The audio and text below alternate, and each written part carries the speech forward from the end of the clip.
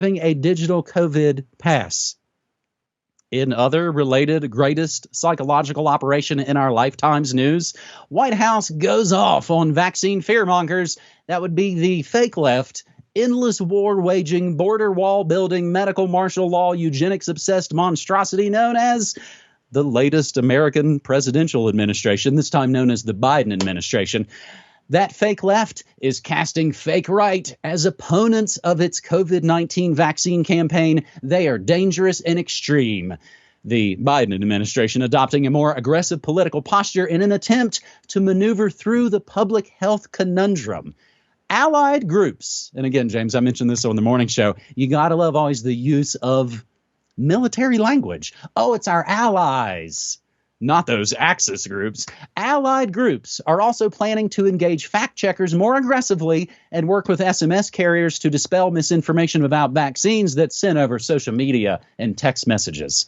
We are steadfastly committed to keeping politics out of the effort to get every American vaccinated so that we can help save lives and help our economy that you wrecked further recover, so says White House spokesperson Kevin Munoz. He went on to say, when we see deliberate efforts to spread misinformation, we view that as an impediment to the country's public health and will not shy away from calling that out.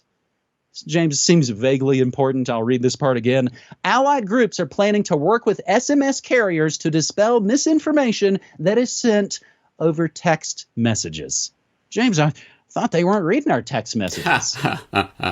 Yeah, funny stuff. No, exactly right. And again, go reread that in its context. Social media and text messages. They now are sort of just combining that. It's all the same, right? They are literally inserting the next level of censorship into the conversation in a way that most people will probably read right over it, because we've all heard so much about social media censorship at this point. That's old news.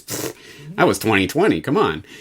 But now it's social media and text messages. Text messages? Are they reading my personal private text messages? Who is doing this? What kind of algorithmic bot do they have set up to scan everyone's text messages for false information and then what? Correct them? Stop you from sending them? Uh-oh, it looks like you're sending a link to the evil Corbett report, evil media monarchy. Oh, we better come in and fact check that.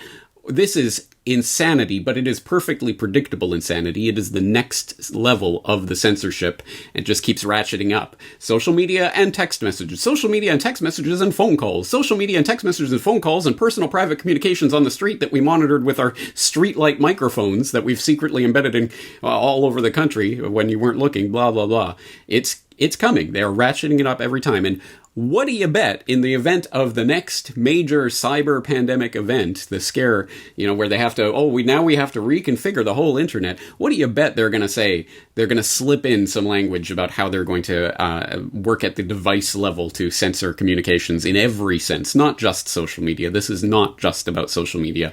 It is about all your communications. On the French vaccine issue, isn't it interesting? Yes, trying to equate this to freedom. I don't know whether this is Orwellian or almost in a way tautological, but yes, you have the freedom to do exactly what we want you to do. And the only way you lose your freedom